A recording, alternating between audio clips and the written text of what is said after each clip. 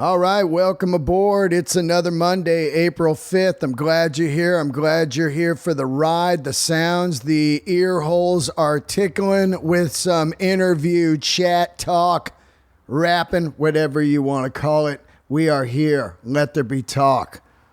Long run, keep going, never stop. Ha. Good day today, good day. I was feeling a little down. Out there trying to get funny, working on this new material. It's hard to get a rhythm going on stage doing comedy because, you know, you get on a couple times and then you don't get on for 4 or 5 days. Then you get on again and it's hard, man. It's hard that way. You got to do a lot of homework. You got to do your research on your recordings. So I was having a kind of a little downer moment, which I get into once in a while. And I was standing in front of a coffee shop and some guy just walked up and he was like, "Oh man, Dean Del Rey, I love your podcast. Big fan of the podcast." And immediately I was like, "Oh, I needed that." You know, I mean, it wasn't that he was like a fan of the podcast. It was just some kind words, which is needed here and there. People need that. So, you know, if you have a friend or somebody you don't know, just be positive to them once in a while. Just some random kindness. And it really can make a difference. You don't know. That guy might have been ready to jump off a cliff. And then you said, "Hey, nice shoes or pants," or whatever. I don't know. You don't want to say nice pants. People might be like, "What?" Oh, man, I got the cool guest today. I have got a great guest today. My guest today is Jonathan Taplin. He is an author of a brand new book called The Magic Years, Scenes from a Rock and Roll Life. And I cannot tell you how much I love this book, and I love talking to this man. He is like the cool uncle everybody wishes they had. The guy that you see at Easter Sunday, like yesterday, and you're like, "Tell me about that time Dylan went electric." And he's like, "Get over here. We were smoking a little reefer, and out of nowhere he decided to plug in, and we were losing our minds." You're like, "No way." This guy has all of the stories. I have coined him the Forrest Gump of rock. Some people have said that I was the Forrest Gump of rock, and I have been in some cool places at some cool times, but not like this guy. He was at Woodstock. He was at Monterey Pop. He was at the Fillmore when the Doors played. He was at the Isle of Wight. He produced Mean Streets and The Last Waltz. He was the tour manager on the Festival Express tour. It goes on and on and on, and you can read all about it in his new book that is out on Heyday Publications in a few weeks here. You can pre-order, and I highly recommend you do it. They got an ebook available also. Follow Jonathan Taplin on all the platforms and enjoy his photos. This man has great photos. Before we get into it, I want to just say thank you to the brand new Patreon fans out there, Roberto Irizarry, Crypto Talk, and Will.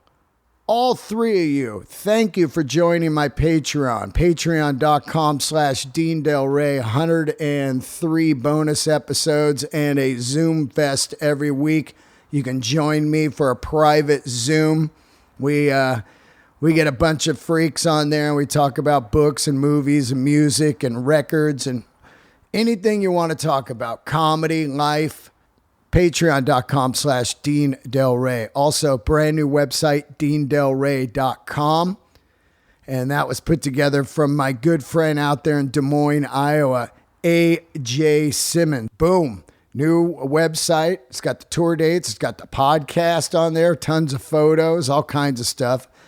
No Sleep DSM is his Instagram.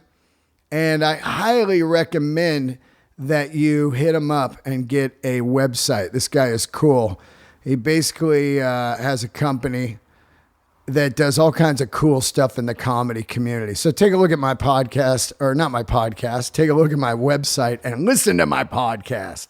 Also, my second podcast, The Grail, brand new episode up right now with my man Aki, former manager of West Coast Choppers. The Grail podcast with Dean Del Rey, available on iTunes, Libsyn, Google Play, and YouTube. I love all you guys. Keep the candles lit. Stay positive. Stay healthy. And let's get into it right here. Jonathan Taplin, the candles are lit.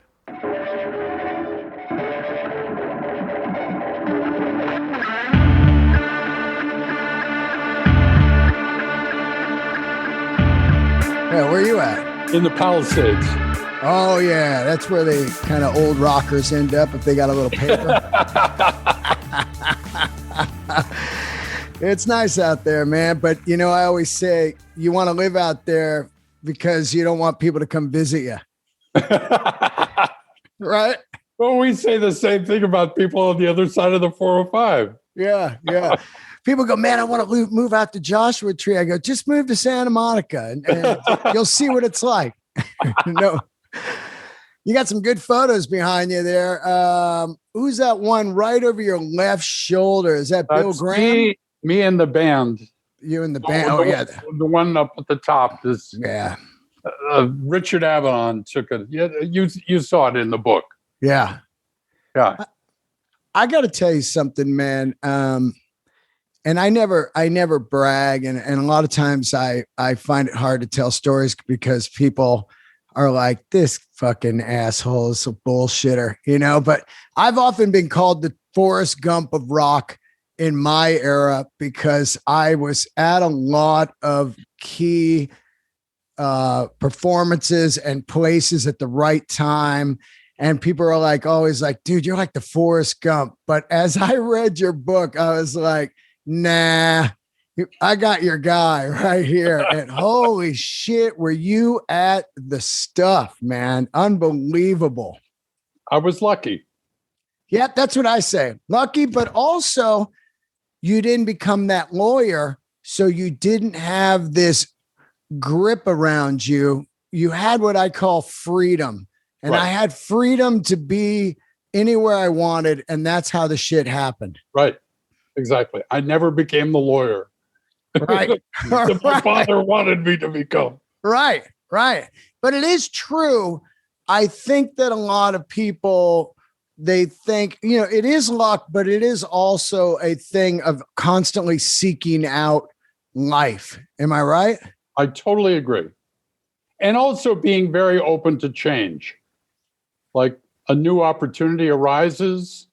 Maybe that's better than the one I'm in right now. Let me try it. Absolutely.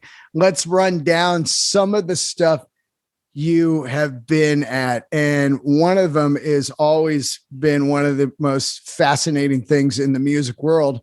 Dylan Goes Electric. Well, I was about to go to Princeton. I was 18 years old. And my brother knew a guy who was a very famous collector of folk songs. And he got me a backstage pass at the Newport Folk Festival. And this guy, Paul Clayton, introduced me to Jeff and Maria Muldaur, who were in a band called the Queskin Jug Band. And they were managed by a guy named Albert Grossman. And Albert Grossman also happened to manage Bob Dylan, Peter, Paul and Mary, Odetta, Paul Butterfield, you know, pretty much all the important people in the folk blues world. So the Jug Band hired me to be their road manager for the weekend, and that gave me access to the backstage. And when Dylan, literally on a whim, decided to go electric, he did not go up to Newport with the plan to go electric. There was no rehearsals with a band or anything. But on a Saturday afternoon, he decided that he'd go electric. And so he kind of organized the rhythm section of the Butterfield Blues Band. Mike Bloomfield, who had played on Like a Rolling Stone anyway, who was the guitar player for Butterfield, And they brought in Al Cooper, who was an organ player who had played on like a Rolling Stone. And they had one kind of lame rehearsal Saturday night. And Sunday, we cleared the stadium and they needed some extra people to help set up the stage. And so I volunteered and they did a sound check. It was very rough on Sunday afternoon. And then Sunday night, they came on and Bob walked out in black, very tight pants, high-heeled boots, an orange shirt, and a black leather jacket with sunglasses on. And it was like, who the fuck is this? You know? Yeah. Because he's not his like rambling man, Levi's. Yeah, there was no blue work shirt. You know, what happened?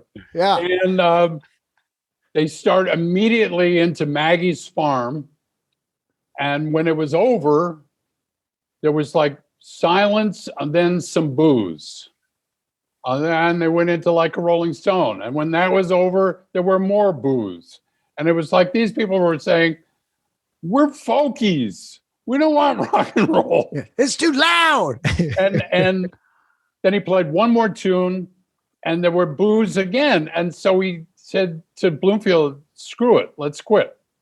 And they just unplugged and walked off the stage. He was supposed to play a set of like 6, 7 tunes and I walked off after the third tune. And then the crowd was just like, oh my God, what have we done? We've driven our hero away. And Peter Yarrow, who was kind of the MC, runs up on the stage and says, oh, you didn't really mean that. Show Bobby you love him. And Dylan was sitting down at the bottom of the steps and didn't want to do anything. He had his head in his hands. And the crowd was clapping in rhythm. And then Johnny Cash came out and handed him an acoustic guitar and said, play them a song, son. And he went up and he said, does anybody have a D harmonica? And all these harmonicas flew out of the audience and he picked up one and put it in his thing and he played It's All Over Now, Baby Blue. And he played quickly through My Tambourine Man and left. And that was like it, man. And it was like, holy cow, something important just happened. And, you know, I was 18 years old. It was like astonishing. Isn't it crazy that how radical that seemed at the time? I mean, people cannot even grasp right now.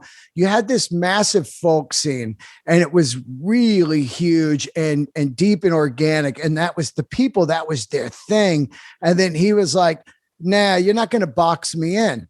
Give me a Stratocaster. I'm going full outfit. I'm moving on. And he's done that his entire life. Yeah, I think it's that courage to not play it safe and to say, I want to play the music I want to play. Now, there's a little backstory, which that spring he had been in England playing acoustic music in England, but hanging out a lot with John Lennon. And he saw how much fun the Beatles were having playing rock and roll. And, you know, he gave John Lennon something. He got him high for the first time. And you know, but John Lennon learned a lot from him. I mean, if you think of the distance from I Want to Hold Your Hand to Nowhere Man, of course, which was only like 16 months, is like, that's Dylan's influence, right, on Lennon. But Lennon influenced Dylan too by saying, hey, this is fun playing rock and roll. Let's do it. And he came home and went down to Manny's Music and bought himself an electric guitar, and the rest is history. God, I love it, man. I love it. Which show was it where the guy yells out, Judas? Was it at that one? No, that was much later. Right. So what happened was, after Newport, Bob decided, screw it, I'm going to just play, I'm going to do what I want to do. So he found the band. They were called Levon and the Hawks. And they were a bar band. They were playing in a roadhouse in New Jersey. And John Hammond Jr. had kind of tipped him off, like, these guys are really good. And he'd played with them. They'd played on a record with him. And so Robbie and Levon came up to Forest Hills, which was in August, and they played the Forest Hill Tennis Stadium. Just them and Harvey Brooks and Al Cooper. And then Bob said, okay, let's do it. And they began a tour with the Hawks as his backup band. And he would play the first half acoustic, and then he'd play the second half with the band. And just like at Newport, lots of boos from the folkies. I mean, as Robbie said, they got booed in every country in the world for 2 years. And that's when that famous Judas remark, and you know, Bob said, we have a picture of him in our dressing room. It's funny because I'm really tight with Jacob, and I did some tours with the Wallflowers playing music, and I've known him all my life, but it's not really my gig to ask him about his dad, because I didn't know that was his dad for a long time until one day somebody said, hey, you know who his dad is, right? And I was like, oh, yeah, you know, but it is amazing to get to talk to somebody like you that was around Dylan in all these different phases. What do you think? How much did he change after that motorcycle crash? Because he didn't play for 3 years and he crashed, and then he decides to get the band back together and they go on that tour. They play the Isle of Wight and all that. Did you see a different man from the crash? Was he, what was that about?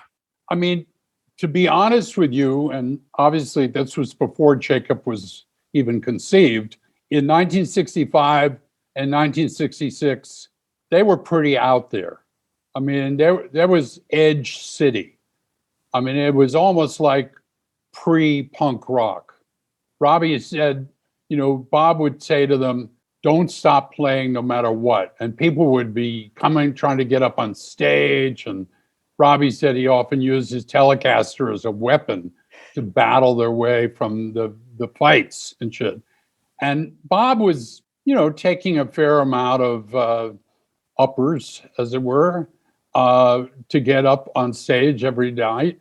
And he was really out there. I posted a picture on Twitter yesterday of Bob and Brian Jones at like 2 a.m. in the morning in Max's, Kansas City. And that was normal dinner time. Wow. Right? And so he told an interviewer that the day of the accident, he'd been up for 3 days. So he went off the motorcycle at 65 miles per hour outside of Woodstock, and he broke his back. You know, it could have been lights out. Yeah. And so his wife, Sarah, wonderful woman, kind of nursed him back to health. Then they started having babies, and he started painting, and he had a very quiet life. And you remember he made 2 very kind of low-key albums, you know, Nashville Skyline and that kind of stuff, Lay Lady Lay. And then in 67, there was a benefit concert, which I talk about, which I helped produce, for Woody Guthrie, who had just died. And Bob agreed to play there, and he brought the band with him. And they had been making music in Big Pink, this essentially a garage in a store, you know, in a funky house in Saugerties outside of Woodstock. It's an Airbnb now. Yeah. Perfect. I know, right? I'm glad someone's making money off it. Yeah. Anyway, and so they played at that concert, and then, you know, in 69, the band went out on the road, and and we played Woodstock and everything. And right after Woodstock, a promoter offered Albert Grossman like $100,000 for Bob to play one set at the Isle of Wight. And Bob said, okay, let's do it. And so we went to England, and that was the beginning of him kind of emerging from, so he emerged as a very different person. But you know, the interesting thing about the Isle of Wight was that they played the same stuff that they had played at the Albert Hall in London in '66 and gotten booed off the stage. They played the exact same stuff, and everybody loved it. And it was cool because the Beatles were in the audience at the Isle of Wight, and you know, I mean, I had a really amazing time. And I read that they flew out, hung out the night before. You booked this house that they were all staying in. Big rehearsal, then an all-night hang. And but yeah. I did read that in your book, which was amazing. Unlike the first time Dylan goes electric and he's just dicking off, he didn't rehearse. This time he was like, hey, no jamming. You know, the Beatles are going to come. We ain't going to be jamming here. We're going to get this set together. Then we'll fuck around later. Exactly. And that was interesting to read about because, you know, Dylan, after 3 years of being off, being booed, he's going to come back. He's going to kill, and and the word's going to get out. And he did kill. It was an amazing concert, Isle of Wight. It was just perfect. And for me, it was incredible because I got to meet the Beatles, and then George Harrison said, hey man, you want to come hang out after the festival? And I went and stayed for 3 days in his house called Friar Park. And yeah, you and Robbie. It's so wild. And to think that, I mean, after I just watched the Eric Clapton documentary, which by the way is so damn dark, could be the darkest human that lived. You know, most of the guys that are that dark, they do not live. This guy has lived. And as I watched it, his torture of Patty, and then you had a note where you went by the bedroom and you noticed that they had the Derek and the Dominoes album cover painted above the bed. I know. In George's house. In George's house, above the bed where they lie, you know. Oh my God. And to know the story is wild. I know. It's really crazy. You know, Eric was a dark character, but he survived. Yeah. You know, he survived like Keith Richards survived. And I believe that they survived because partially the love of a woman, you know, in Keith's case, for sure, Patty, and in Eric's case, I think the tragedy of his son going out the window, you know, a little baby dying, just woke him up. You know, he just said, I've been asleep. And you know, I tell a lot of stories about the concert for Bangladesh because it was a very hard struggle to get Eric on stage. He was on the ropes then, man. Yeah. Let me ask you a question because if I could go in a time machine, it would be see Zeppelin in '77, last show in the US in Oakland. And it would be to go to Woodstock. Baron Wolman was a good friend of mine. He shot Woodstock. I worship Bill Graham. You described something that really laid me out as I was reading the book. You didn't like helicopters. I get it. They're so hoopty and weird. But I talked to Greg Raleigh, and he was describing what it was like that day. But you really put it in perspective as you were flying over the hill and you saw the 300,000 people, you and the band are in the helicopter, Sly and the Family Stone are playing, right. And you just see at that point a complete change in the world. Yeah, I mean, it was biblical. You know, you hadn't ever seen 300,000 people in one pasture in your life before. This is not a normal experience. And it was this sense of youth in all its flowering, in the best sense of the word, in the sense of it was, you know, we had read in the New York Times on Saturday morning that it was like a disaster there, that there was no food, there was no water, it was cholera, whatever. It was just typical catastrophizing that the mainstream media would do. Like right now. Yeah. And we, I called down to Michael Lang and I said, really, is it safe? And he said, no, it's groovy, man. Yeah. Tell him, Michael Lang. The hog farms feeding everybody, and there's doctors got tents for people who take too much acid, and it's cool. So we went down there, and it had rained just before we got there. So, it was a little sloppy, but in general, the spirit was amazing. And it did seem to me that some switch went off in the culture, that if 300,000 people had gathered with almost no marketing, nothing, in this pasture in the middle of nowhere, something is afoot. And of course, Madison Avenue grabbed onto it immediately. Okay, there's a youth culture. It's hard for your generation. We're a little bit different in generation. Right. It's hard for you to understand that in the 50s, all the advertisements were aimed towards people in their 40s. They were like car ads, and there was no Pepsi generation. There was nothing aimed at young people because everybody figured young people didn't have any money. So why the hell would we market to them? Wow. And all of a sudden they woke up and thought, wow, there's something here. And then from that point on, Levi's, rock and roll, it was all the marketing began towards young people. It's so crazy because I often describe the same thing, not on that magnitude, but the second day of the US Festival in 1983, where it was so-called the Metal Day, where you had Van Halen, Scorpions, Judas Priest, Motley Crue, Quiet Riot. And it was, some say 500,000, some say a million, whatever the number, exaggerated. But it was also a day that the corporate record companies were like, whoa, get out there and sign any band with leather on. And a full wake-up call for that, which what came after that was an explosion of MTV and metal and rock.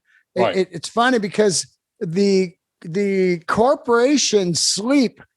They're not paying attention. And then all of a sudden a grand giant thing like that will happen. And they'll be like, oh my God, start cashing in now. It's crazy. Right. Exactly. You did say that the band didn't have the best set that night that they usually have. Do you really believe that it was because Sly was so electric and Neil Young and Crosby, Stills and Nash were just fire, Well, there's a certain thing that you probably know even better than I do, that playing in a stadium to 50, 100,000 people requires a kind of grand gesture. That's why the guitar solo became, whether it's in metal or anything else, or from Cream or anything, became such a staple of arena rock, right? It's big. And the camera can just focus on that guitar player. And as you know, in the band's music, it's more like a symphony. There's no long extended solos or anything like that. So there was nothing that could get people crazy. Neil Young had played 2 or 3 amazing solos just before in their set, and it just wasn't appropriate. The band played the best the band ever played in my 3 years of being with them was at the Academy of Music in New York. It's called Rock of Ages. We made a recording of it. And the whole hall was 3,000 people, right? It's that scale was perfect for the band. Even when we played Watkins Glen with the Allman Brothers and the Grateful Dead, amazing. the band was not the top draw of the thing, That was the biggest show ever, right? Yes. I mean, that if you read the history of that, a lot of people don't even know about that, but it was like supposed to be small. The guy couldn't find places to do it. He finally gets the racetrack, and like 750,000 people show up. Right. That is incredible. And that's where Michael Lang wanted to do this 50-year Woodstock, and it just got all shut down. But what was that like being out there? Well, it was up and down in the following sense. By that point, I had come out to Hollywood and was starting to make movies with Scorsese. So I went back just to be with them because I knew it was kind of going to be a big show. Right. And Richard Manuel had begun to really drink a lot, which had became a problem. So the band was supposed to come on last. So the Allman Brothers played first, and then the Grateful Dead played for about 4 hours. Wow. Yeah. And then, so by that time, everybody was a little bit worn out. It, like Woodstock, it rained once during the thing. I mean, right before it was a very hot day, and I'll never forget, they had the fire department spraying hoses over the crowd. It was so weird and like concentration camp. Us festival style, just 110. Right. And then the band started to play, and Richard was really out of it. And then it started to rain. And so the band went off because, in a rock festival, when the lightning starts and rain, and nobody wants to be near an amplifier. And Garth just entertained everybody because his organ was set way back under all the protection. And so he just played a concert of organ tunes like you were in a skating rink or something. Yeah, ice rink. and we got Richard sobered up. We gave him like 4 cups of coffee, and then he came back on, and he was much better. And they finished their set, and it was great. But it was the beginning of not a great time for the band, I think. Right. You were at a show or a series of shows that I've talked about probably about 15 years of my life that I think is one of the greatest documentaries and underrated, Festival Express. It's a tour through Canada on a train with the band, Janis, the Dead, and who else is on that? Bonnie and Delaney. Yeah. Ian and Sylvia. That was pretty much it. This is unreal. First of all, some guy shot it and it sat in an attic for 36 years. And they go, hey, what's this thing in these cans? And they open it up and they've got this masterpiece.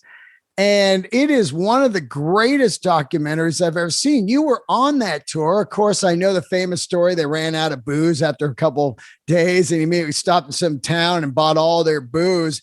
But the most insane thing about this is to watch these guys jam all night in this train.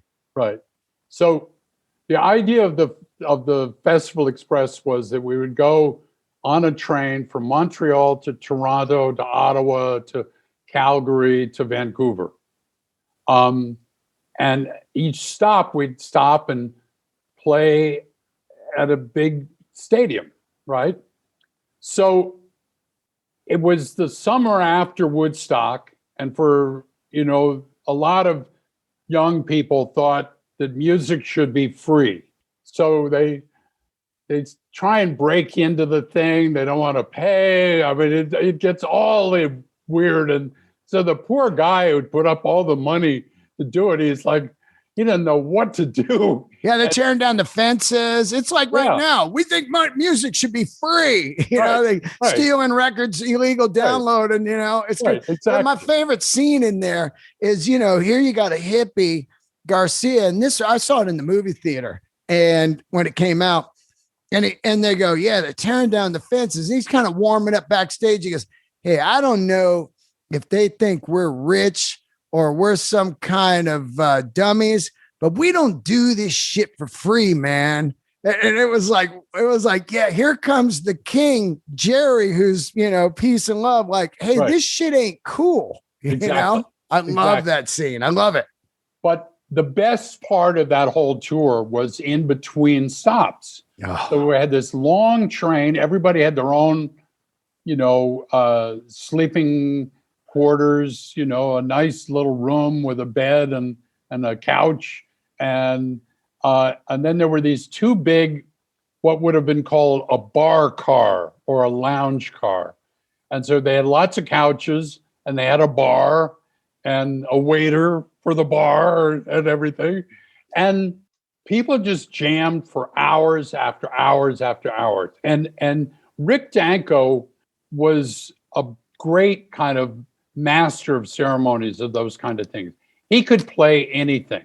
He knew country music, he knew blues, he knew stuff. And Rick and Janice, and of course, Janice drank all the rockers under the table. I mean, and Jerry was not really a drinker, he was a smoker. Right. And they ran out of smoke. And so Jerry started drinking and very quickly got kind of drunk. Then, of course, as you noted, somewhere on the way to Calgary, we ran out of booze. And Janice just put her foot down and said, we have to stop this train. And so we stopped the train in this little podunk town. It couldn't have more than 3,000 citizens, but it did have a liquor store. And the liquor store did have Southern Comfort, which was Janice's favorite food. I couldn't stand it. But anyway, so we bought a lot of Southern Comfort and we bought a lot of Johnny Walker Red and some beer and stuffed up the train and moved on to Calgary. It was fun.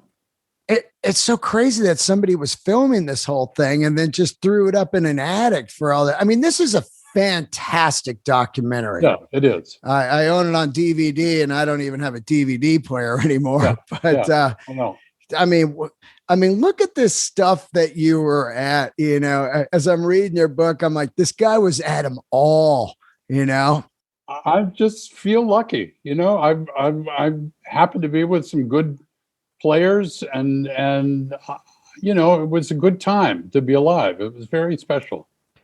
What do you got for rock merch? You got it all still? I've got a fair amount of stuff, but it's all for myself, for my archive. So. Yeah, I know. I'm just like a rock merch freak. I got a house full of it, But whenever I meet a guy like you, I remember I met this one guy. He manages bands now, but he's like, yeah, when I was a kid, I just went to shows and took photos. So I went to his house. He had Zeppelin photos out his ass in his garage, just hundreds of them. Yeah, that's 75 LA Forum. That's 77. Just all these beautiful photos. Right. There's people out there with stuff, man, galore. Right. The reason I asked was that Watkins Glen is one of my favorite shirts. It's the Allman Brothers, got a couple mushrooms on it. Right. It's a primo shirt, man. Yeah. Hey, what's going on, Del Razors? I got something really cool for you guys, and it's free. Yeah, free, and you're going to save money. So I don't want any excuses. Take advantage of this offer. Check it out. I'm using honey. You want to know what honey is? Well, I'll tell you right now. I shop online like crazy, and I know you guys do, especially during the pandemic. And we've all seen those promo codes that taunt us at the checkout, like, hey, drop a code in to save money, and you don't have one, and you're like, what code? Where can I get one? Well, I'll tell you right now, Honey manually searches coupon codes automatically for you. So you're going to save crazy money every time you use this app. It's free. Honey supports over 30,000 stores online. I'll tell you, this is exactly how it works. When you're checking out, you hit the Honey button that drops down and boom, apply coupon, and wait a few seconds. Honey searches it out and finds you a current coupon. I'm telling you, I use this all the time. I was just ordering some mic cables a couple days ago, and I was like, wow, I just saved $21. $21, man. That is half a tank of gas in my damn ride right now. I'm telling you, Honey is free. Why wouldn't you use it? It helps the podcast, it helps your pocketbook, and it helps Honey. These guys are cool. Honey has found over 17 million members, over $2 billion in savings. Do not miss out on free savings. It installs in seconds. It's totally easy. Anybody can do it. I recommend you do this right now. Here's how you do it. Join honey.com/Delray. All right. This is free. It is joinhoney.com/Delray. Start saving money immediately. There's no reason you shouldn't be using this Honey app. I'm telling you, I save money every day on it. I'm about to buy me some sparkling waters and boom, I'm going to save money. Join honey.com/Delray. All right, let's get back into it. So 73, you come out to LA, you're living up in Woodstock and stuff, and you come out to LA and you meet Martin and he wants to do a film. He wrote a script which turns into Mean Streets, and you say, hey, I can produce films. You've never done one. You get 500 grand up. You guys shoot this film, and it's basically the start of one of the most incredible directors' careers on the planet. What was that like? First of all, Harvey Keitel, De Niro, you, Martin, insane. Well, I mean, I was introduced to Marty Scorsese by a guy named Jay Cox, who was a writer for Time magazine. And he had written the cover story on the band for Time magazine, but he had also been a film critic. And I said, okay, I'm going to go to California and just see what's going on out there. And so he said, when you're out there, why don't you look up this kid, Marty Scorsese? He edited part of Woodstock, the movie, and he's a total rock and roll fan. And you guys would like each other. So I went out and I looked him up, and he came up to see me, and I had a house in Laurel Canyon, and he had this script called Season of the Witch, and he'd been trying to make it for 4 years. And I was so naive. I just didn't know that you weren't supposed to put your own money into movies. and I'd made some money doing rock and roll for 3 or 4 years.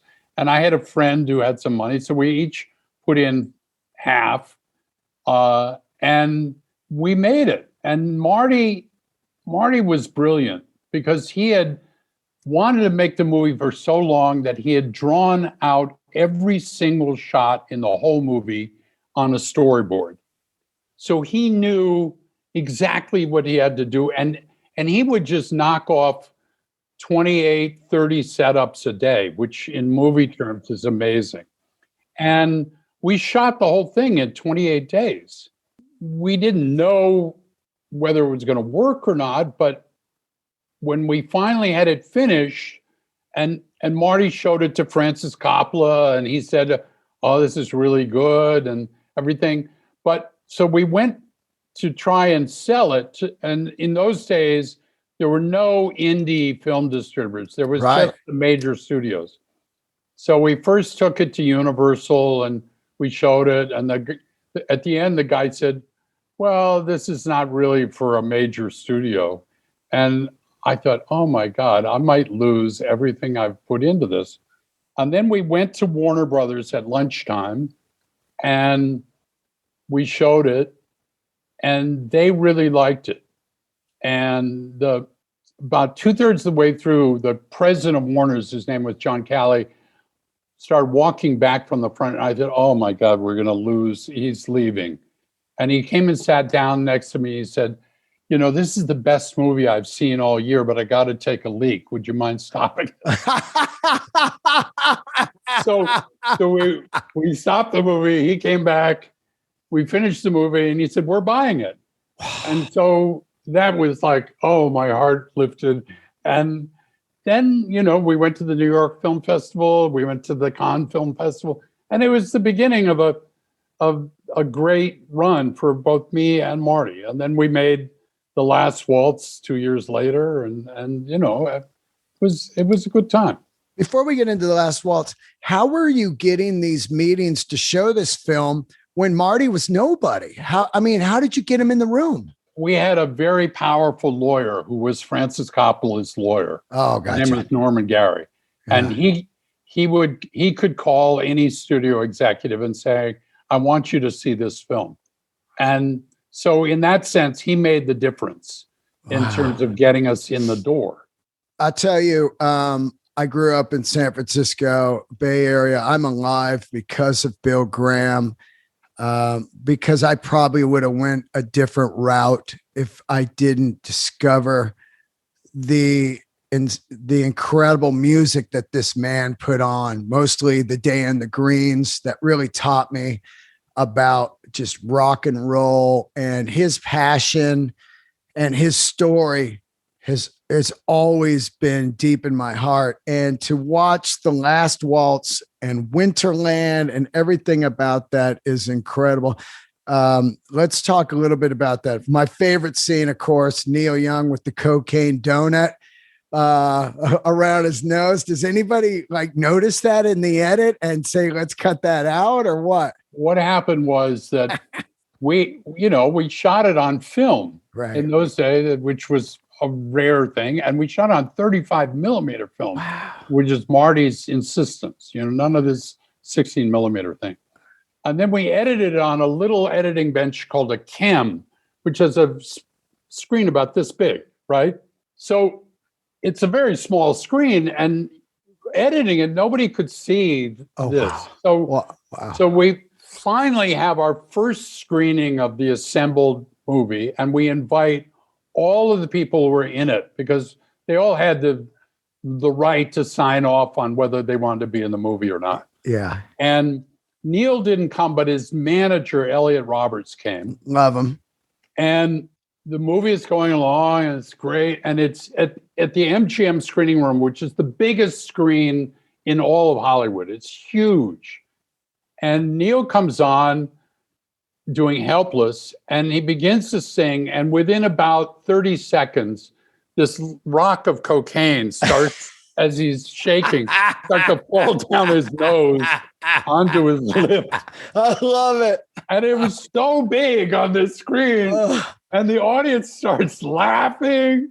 And Elliot Roberts is just going, oh my God, Wow. And so he turned to me when it was all over. He said, I'm sorry, John, you're going to just have to take Neil out of the film. Oh. And I said, no, it's a great performance. Yeah. So I said, let me see what I can do. So I went over to a Hollywood special effects house called Pacific Title. Yeah. And these were guys in their 60s. Like, they were old school Hollywood. And I said, we got a problem. This guy has got a booger in his nose.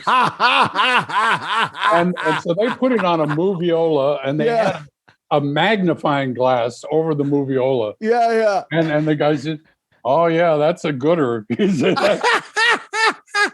well, give me a week and I'll tell you what we can do. Yeah. So I came back a week later, and he said, well, we've invented something called a traveling booger mat. And he said, we're going to re-photograph every frame of the film, and we'll just move this little black dot over the booger, and reshoot it, and that way it'll disappear. And it worked. You can't tell it now looking at the Last Waltz now. Wow. Wow, man. That is so damn funny, man. Oh my God. I'm fucking laughing. I love that you love Bill Graham. As you well know, he was a character. Let me tell you something. This guy this is how much of it, how much he loved everything he did. I'm in a parking lot, 10 a.m., drinking beers, and, the gates are going to open in like 30 minutes because this Day in the Greens were all day. First band would be on at 11. And this golf cart pulls up and he goes, "Hey, get inside, you assholes, before you get in trouble." And I looked, it was Bill, and he was basically right. Something was going to go wrong and we weren't going to be able to see the show. And I was like, he's out just cruising the lot solo in a golf cart, making sure everybody's okay. Yeah. He resurrected that Fillmore on Geary Street after the earthquake in '89. He revolutionized. I mean, there's a famous story where he's sitting in the Oakland Coliseum where the A's play, and he's with Jagger, and he's like, "I want to do this across America," like stadium shows for you guys.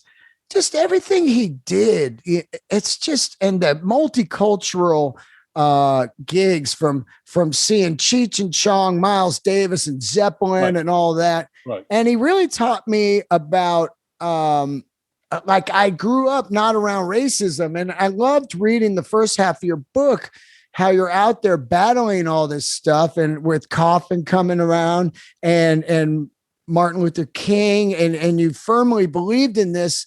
And it's so heavy to me because I was taught this type of stuff through Bill. I was seeing different races on the stage and different types of music, and it really opened my heart. And I've never had any of that in my blood, Well, first off, Bill fled the Holocaust. He walked. He walked across countries. So that's where he starts. Yeah. But he did me a big solid during the last waltz. Bob Dylan, like you can see from the story of Bangladesh and everything, is always not sure he wants to do what you're asking him to do, right? Right. So even up to the last minute of Bangladesh, Bob wasn't positive he was going to go on stage until George just said, "Man, you can't bail on me now." So this was the same thing in the last waltz. Bob was doing his own film, which was called Ronaldo and Clara. And he had these people in his ear saying, "Oh, this will compete with our film, and you shouldn't do it. Shouldn't let them film it." And at the end, we agreed that we would shoot 3 tunes, and then we would stop. So we did 3 tunes, but in the middle of the 3rd tune, Bob changed to doing a different tune called "Baby, Let Me Follow You Down." And he doesn't stop playing. He just kind of changes the chord, and Rick watches him, and you can see Rick know, "Oh, I know what tune that is." And they get into it, and he starts this "Baby, Let Me Follow You Down," which was never on the tune set. So Marty, of course, is still filming it. And this guy was working for Bob, came up right next to Marty in his face and say, "You have to turn off the cameras. You said you were only going to do 3 tunes." And Bill Graham grabbed the guy and said, "Get the fuck out of here, you asshole. This is historic." And pushed him off the stage. It was great. Oh, my God. Bill also did you a solid. Robbie gets sick 2 days before, and Bill brings in a hypnotist and hypnotizes Robbie, basically saying, "Anytime you feel bad, I'm going to say grow, and you're going to keep rocking." And Robbie says it was one of his best shows ever because of that. Yeah. I mean, Robbie was so sick. He had 104 fever. And this guy, when he put him into hypnotist, said, "Your head will feel like a cool summer breeze or a cool winter breeze." And, he talked, "Your stomach will feel as calm as a lake," and everything. And eventually, Robbie played. And the thing about this grow thing, we put the hypnotist behind the speakers, and Richard was here and Robbie was all the way out here and the hypnotist was over here. And Robbie said he could hear the hypnotist almost yelling in his ear, "Grow," between songs. And Richard said he never heard a word of it. It was like they were tuned into a frequency together. Wow. That Winterland room was pretty magic, right? It was a great room. Yeah. 7,000 people. Oh, an old ice rink. Yeah. You know, it's fucking condos now. Yeah. It's gross, but Really? there's one of the greatest photos ever. It's called The Last Note of the Last Song of the Last Concert Ever in Winterland, and it's Pete Townsend throwing his guitar way up in the sky, and the room is lit up, and it's just up there. It sits in the Fillmore. Every night I go in the Fillmore, I look at the first photo, I look at Bill, and then I turn the corner up the stairs and I look at that photo every time I'm there. That is great. It is great. We all know that. First of all, I want to say you got a fantastic book here. It is called The Magic Years. You can't see it here, unfortunately, because I got a backdrop. But The Magic Years comes out May 4th. Awesome. Yeah. And we all know how the band ends. It ends pretty dark. You're tight with Robbie still, correct? And it all came down to that, the songwriting and all that stuff. But where do you stand on that? You were there a lot of the time. You were deep in it. What are your thoughts? Well, in 1969, it was not obvious that being a songwriter would be the only way to make money in the music business post Napster. Right. I mean, who had ever thought of Napster? And so for many years, Robbie wrote all the songs. He did that. And he would get up every morning and go and write the song. I mean, on the first two albums, Richard and Rick each had a couple of songs, but by the third album, they had stopped writing and Robbie did all the work. So, for many years after the band finished, they kept earning money on their albums because when the CD came out in the 80s, everybody renewed their record collection. They got rid of their vinyl and they bought CDs of everything. So the band's income continued from record royalties to do very well. But in 2000, when Napster hit, those record royalties just fell off a cliff. Because if you could get it for free, why would you buy an old, go and buy a CD? So for Richard and Rick and Levon and Garth, their income from the band's work just stopped. And, for Levon, he happened to get throat cancer at that same time. So he couldn't, he'd been doing these things called the Midnight Rambles. So he couldn't even do those shows, except be a drummer. And so it was a very hard time for him. And so there was a lot of anger. But quite honestly, Robbie did write the songs. I mean, everybody else was sleeping in. And Robbie was a very hard worker. And so I got to just say that I think it was unfair to accuse Robbie of, taking money. That wasn't the story. Right. Well, I always like to hear, because I played music and I do know the situation. And I've talked about it a lot of times. If the band was in the room and we were all writing together and coming up with ideas, I'd cut them in. But if they said, hey, man, you can write the tunes, you got great, I'm going to go off and watch Friends with my old lady, then it was me. And later on, that kind of happens. You get a drummer or you get a bass player that just wants to, come in when it's ready to go. And of course, I mean, each one of those guys were monster talents, but they were great. But they didn't take care of themselves. So in that sense, they were kind of asleep. They liked to sleep in. And Robbie was not that person. He was a very conscientious, hard worker. And so in that sense, you got to give him credit for being able to do what he did.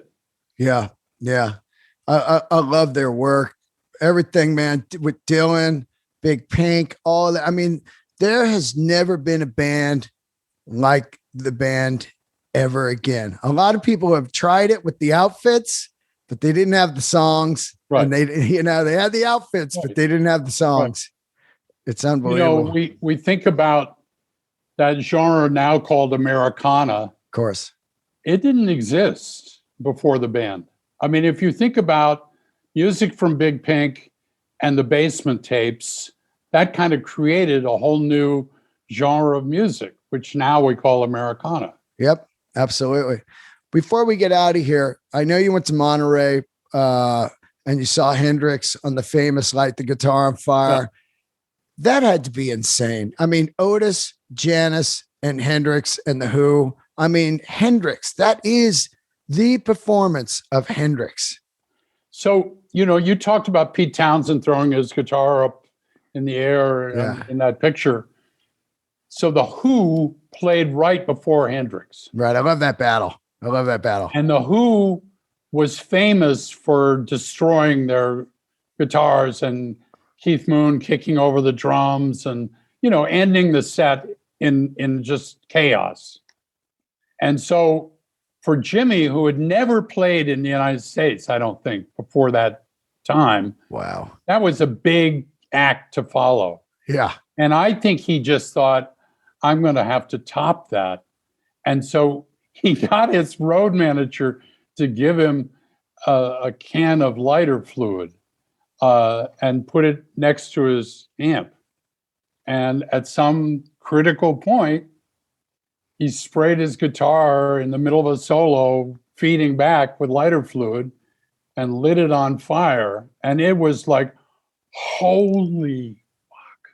It was like nobody had ever seen that before. And he was just, and the crowd went bananas. Yeah. It was so crazy. Yeah.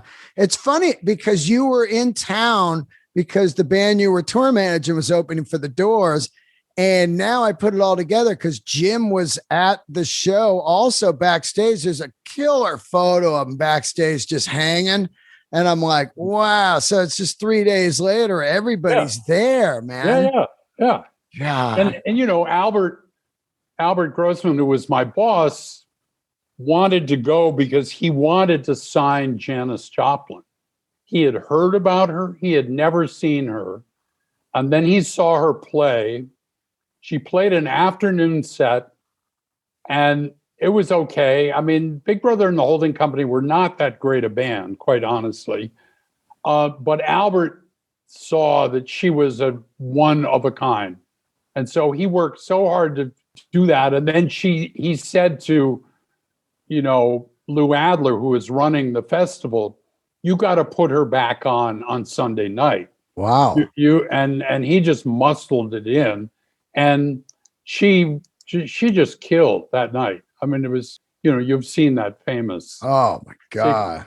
Yeah. Down on me. You just go crazy. It's exactly. Like, whoa, it's coming off the screen. It's just like, this is insane, man. Yeah, totally.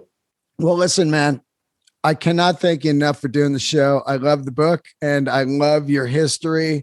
And all your stories are monumental, from rock and roll to film and everything you've done. And it is, and you're a great dude. I've interviewed a lot of people that were around and they're bitter, man. It's weird. Like, I don't want to talk about that shit. I don't, but your book, man, it pops off. I was reading it and I couldn't stop reading it because I could relate. I was like, this guy was at them all. I mean, but that George Harrison, that's basically the first charity concert. That's Live Aid before Live Aid, man.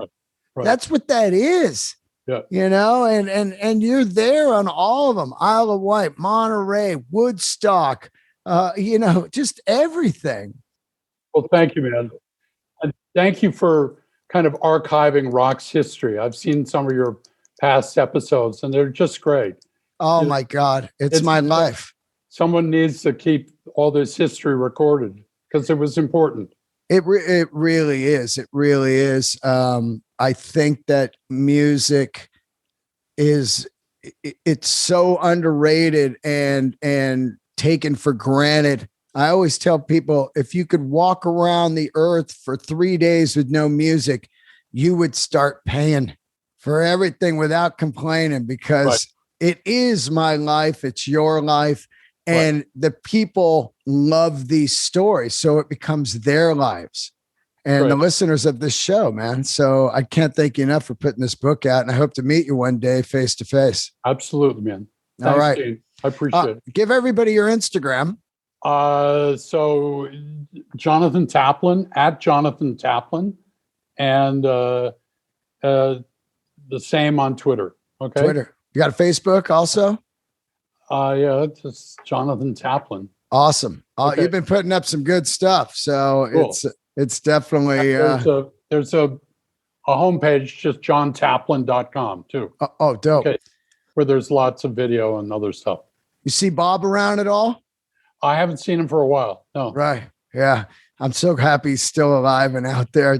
No, he doesn't stop. He's a soldier. Yep. All right. Thank you so much, man. Great. I'll see you later. Yep. Bye. See ya.